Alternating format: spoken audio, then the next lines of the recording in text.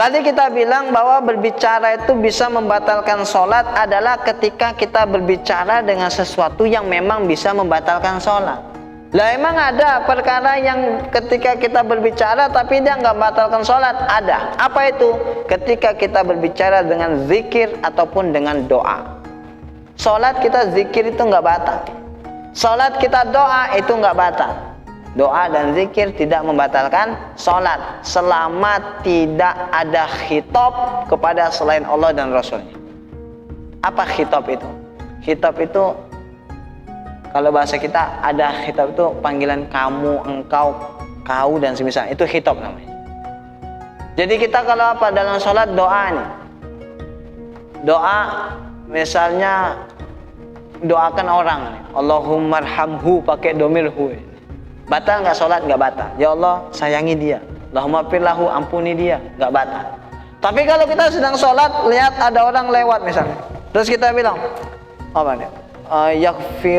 Yaghfirukallah. Semoga Allah mengampuni dosamu. Nah itu ada khitab di sana. Batal sholat kita. Meskipun itu doa. Jadi khitab seruanmu. Kalau bahasa Indonesia apa nih? Kamu, engkau itu namanya khitab itu. Lawan bicara, kita menyuruh kepada lawan bicara kita, itu membatalkan sholat. Kecuali khitabnya hanya kepada Allah dan baginda Rasulullah. Kan dalam sholat ada nggak khitab ke Rasul? Ada. Assalamu alayka ayuhan nabiyyu wa rahmatullah wa barakatuh. Itu assalamu alayka itu khitab. Tapi nggak batal sholatnya karena dia khitab kepada Nabi. Tapi kalau khitab kepada sesama kita manusia, bukan ke Allah dan bukan ke Rasulnya, batal sholat kita. Meskipun dia berupa doa. Maka kalau ada orang sholat nih, bersin dia di tengah-tengah sholat, sunnah baginya untuk memuji kepada Allah.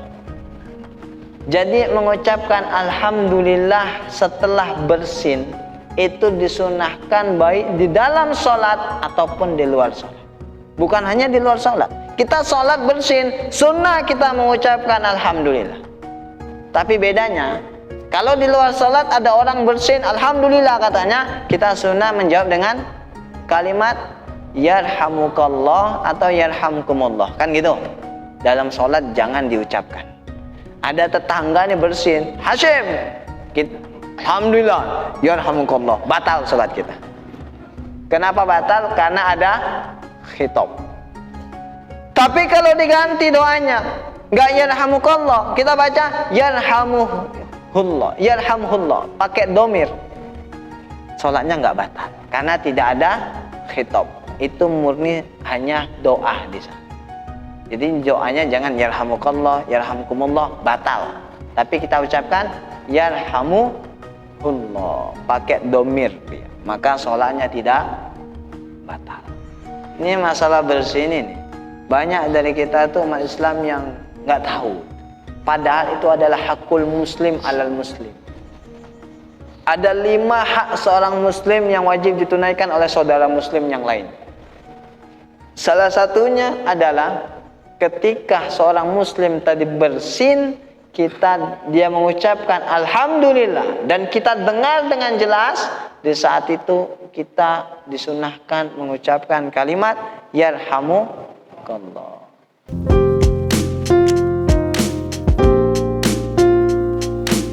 Kalau bersin misalnya Hamdu, ana bilang apa? Yarhamukallah. Balasannya apa? Yahdikumullah wa yuslih balakum. Ada faedahnya, bisa diamalkan dalam kehidupan sehari-hari. Jadi itu.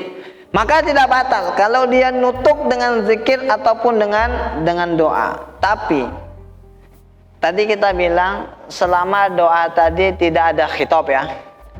Tidak ada khitab. Kalau ada khitab batal, kecuali khitab kepada Allah dan Rasul. Khitab ke Rasul batal, enggak batal. Dengan syarat. Apa syaratnya? Harus ada sana pujian di sana. Seperti tadi, Assalamu alayka ayyuhan nabiyyu, ada pujian. Wa barakatuh. Tapi kalau hanya ucapan Sodaqta ya Rasulullah, oh itu ada khitab itu. Kalimat sodaqta kata sebagian fuqaha itu enggak mengandung sifat pujian, maka meskipun khitabnya kepada Nabi, sholat kita tetap dihukumi batal. Hati-hati, intinya berbicara di dalam sholat itu bisa membatalkan sholat. Kecuali kalau ada imam yang salah ketika sholat. Imam salah, rakaat masih 3, dia kira udah 4.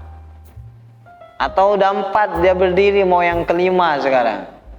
5 imamnya, maka gimana bagi kita makmum? Kita di sana sunnah untuk tanbih, mengingatkan imam. Imam salah, gimana mengingatkannya? Gimana bu? Woi, udah 5 turun gitu. Atau gom kurang ini, tambah 1 lagi berdiri? Enggak. Kalau perempuan, sunnah mengingatkannya dengan bertepuk tangan. Jelas bu? Tapi jangan sampai melakukan pergerakan yang membatalkan sholat. Kalau laki-laki bagaimana? Sunnahnya mengingatkan dengan mengucapkan subhanallah. Tapi dalam mengucapkan subhanallah perlu diingat. Kalau kita tadi mengingatkan imam dengan mengucapkan subhanallah, niatnya hanya mengingatkan imam, batal sholat kita. Karena meskipun kalimat tadi subhanallah zikir, tapi sekarang dia berada menjadi kalam adami, seolah-olah kita bilang ke dia salah sholat. Kalau niatnya hanya mengingatkan imam, batal sholat kita. Jadi gimana? Ketika kita mau mengingatkan dia, niatkan dulu mau zikir, 1, sah. Atau digabung, niat mau zikir sambil mengingatkan imam. Adapun kalau dia subhanallah, niatnya ngingetkan imam, imam salah nih, subhanallah, ngingetkan imam, batal sholat. Atau dia atlak, nggak pakai niat, subhanallah, kaget ya, subhanallah, spontan dia, juga batal sholat. Jadi diingat harus apa? Niat zikir saja atau niat zikir sambil mengingatkan imam, baru sholat kita tidak batal. Hadirin orang-orang tua kami yang dimuliakan oleh Allah Subhanahu wa taala. Mungkin sampai di sini saja kajian kita pada malam hari ini. Insyaallah untuk hal-hal yang membatalkan salat berikutnya akan kita bahas di pertemuan berikutnya. Kami akhiri subhanakallahumma wa bihamdihi subhanakallahumma wa bihamdika asyhadu an la ilaha illa anta astaghfiruka wa atubu ilaik. Assalamualaikum warahmatullahi wabarakatuh.